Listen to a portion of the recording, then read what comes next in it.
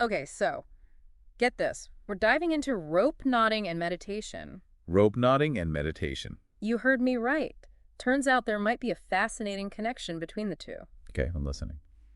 So our deep dive stems from this blog post called Notes on Meditation, Part 3. Should I start exploring the art of rope knotting? It's from qianmeng.org, written by this guy, Ang. Ang. Yeah, he calls himself an old software plumber on the site. An old software plumber. Yeah, it's kind of a funny little detail. Yeah, I like that. And this post is from February 1st, 2025, so it's super recent. Oh, wow. So we're getting like a real-time glimpse into his thoughts on this. Exactly. So Ang starts off by saying he's been putting off rope knotting. Okay. Kind of like those embroidery and knitting projects we all have that we've been meaning to try since like forever. Oh, yeah. I totally get that. Like so many someday hobbies. Right. Like that gap between what we want to do and actually doing it. Yeah, it's that intention-action gap that gets us every time. Totally. But what finally got Ang thinking about rope? What got him thinking about it? Well, first off, he mentions rope is cheap and easy to find. That makes sense. Yeah, he even tells us he paid MYR 2.70 for his. Wow, talk about budget-friendly mindfulness. Right. And he also brings up some potential benefits of rope knotting, like better hand-eye coordination and even boosting those brain muscles. Interesting. Of course, it could also just be a fun hobby, which is a great reason in itself. Yeah, for sure. Sometimes we overthink things. Totally. But then Aang gets into the meditation connection. Okay, the meditation connection. How does he tie those two together? He points out that both knot tying and meditation require focus and involve repetitive actions. Oh, I see where he's going with this. Yeah, and I can already see how that could lead to a meditative state. Yeah, definitely. I think about those repetitive motions in knitting or the steady pace of a long walk. Yeah, totally. There's a reason those activities feel meditative. It's that repetition allowing your thoughts to settle, to find a kind of rhythm. And there's something satisfying about finishing a knot, too. Yeah, you get to see that tangible result of your focus. It's like that aha moment you get in meditation when your mind quiets down. Right, and that sense of accomplishment can be a powerful motivator. Just like a mini reward system for your brain. Totally. Hey, I did the thing I focused, and now I have this cool knot. Exactly. Okay, now here's a little detail I found interesting. Aang specifically calls it rope knotting, not just knot tying. Rope knotting. I wonder if it's more than just semantics. What do you think? Maybe rope knotting implies more intentionality, like a craft or an art form. I see what you mean. And speaking of art forms, remember how Aang mentioned those other hobbies he's been putting off, like embroidery and knitting? Yeah. Well, this rope knotting post is actually part 3 of a series he's doing on meditation. Oh, wow. So he's really been exploring this for a while. Yeah, clearly he's not just dabbling, he's digging deep. I like that. Okay, so we're starting to see a bigger picture here. Yeah, Aang, the old software plumber, is drawn to rope knotting as a potential pathway to mindfulness, and he's been exploring this idea for a while now. But what does this mean for you, the listener? Yeah, is this just some guy's quirky hobby? Or could there be something here for everyone? We'll unpack that in part 2 of this deep dive, so stay tuned. It's cool how Aang is willing to experiment. You know what I mean? Oh, yeah, totally. Like he's breaking the mold when it comes to meditation. Right.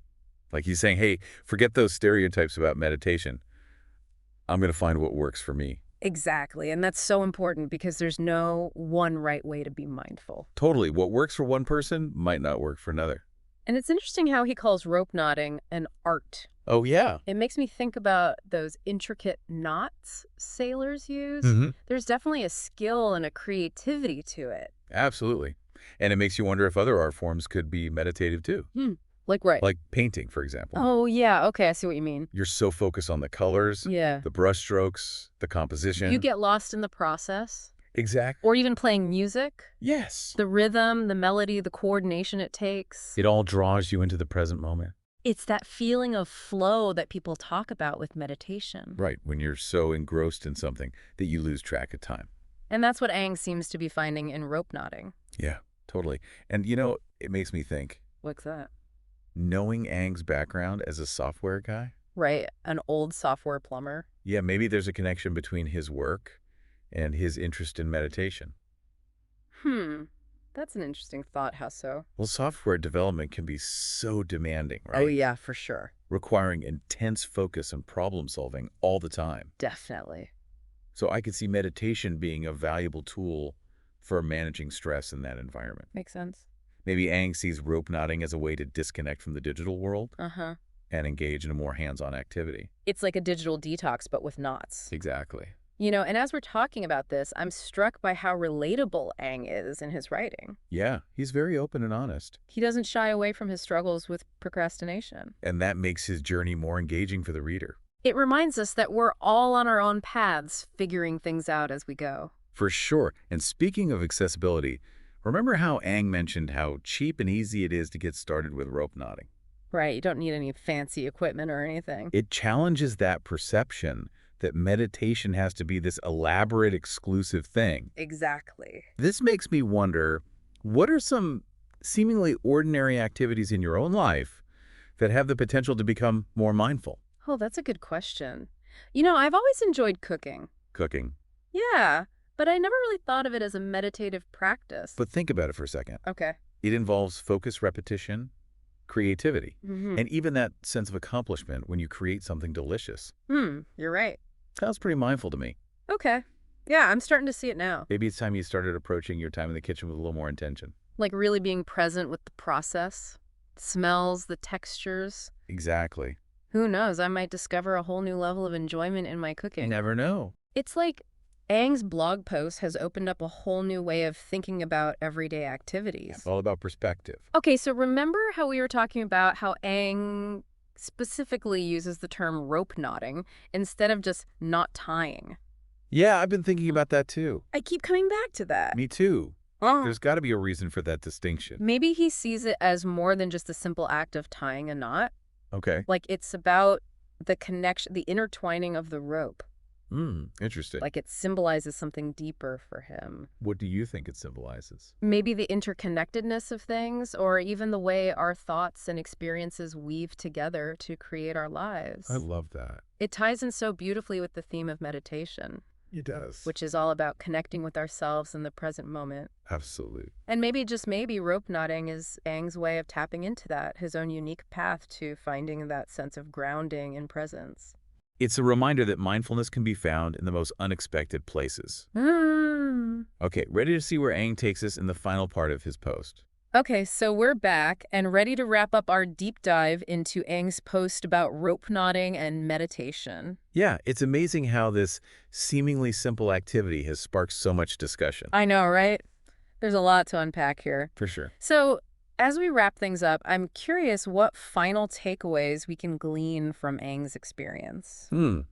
Yeah, good question. Like, how does he tie this all back to the bigger picture of mindfulness? Exactly. And one thing that keeps coming up for me is Aang's focus on that finished knot, Yeah, that tangible result. Yeah, like it's a physical manifestation of all that focus and effort. Makes sense. And I think there's something universally satisfying about that. Oh, yeah, totally. Creating something with your own two hands. It's a reminder that even small actions can have tangible outcomes. And those little wins, no matter how small, can really boost your sense of accomplishment. It's like each knot is a building block, Yeah. a step forward on your journey. All this talk about rope knotting got me thinking about other activities that involve those repetitive motions. Oh, yeah, like what? Like knitting, crocheting, even woodworking. Yeah, okay, I see what you're getting at. They all require a certain level of concentration and precision. You can't just zone out while you're doing them. Right. And they all result in something tangible, something that can be both beautiful and functional. It's fascinating how these seemingly ordinary activities can become pathways to mindfulness.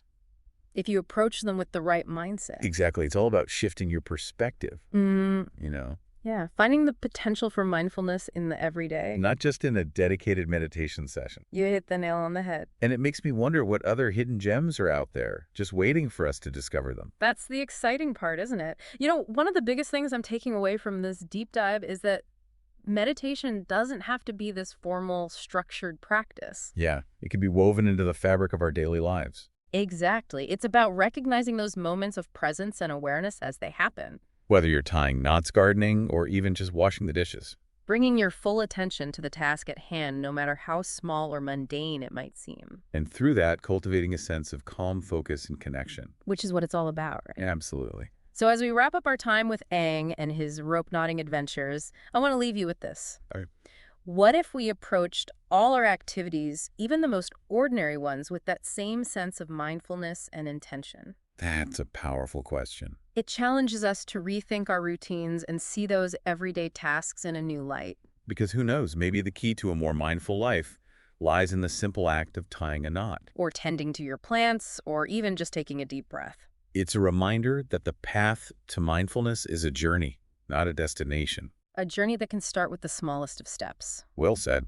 Thanks for joining us for this deep dive into rope knotting and meditation. It's been a pleasure. We hope it's inspired you to explore your own unique path to mindfulness and to find those hidden pockets of presence in your everyday life.